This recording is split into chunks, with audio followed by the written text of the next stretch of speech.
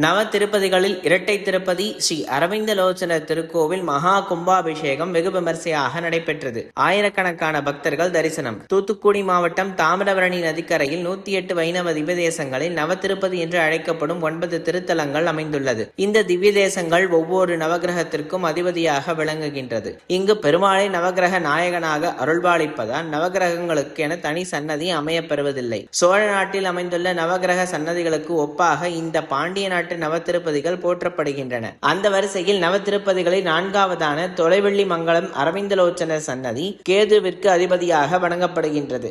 இந்த திருக்கோயிலில் கடந்த 6 மாதங்களாக திருப்பணிகள் நடைபெற்று வந்து முடிவந்த நிலையில் கடந்த ஏப்ரல் 2ஆம் தேதி முதல் கால யாகசாலை பூஜைகளுடன் ஆரம்பிக்கப்பட்டது. அன்று முதல் தினமும் காலை மற்றும் மாலை இரு வேளைகளிலும் ஹோமங்கள், பூர்ண ஆகுதி, சாற்றுமுறை கோஷ்டிகள் நடைபெற்றன.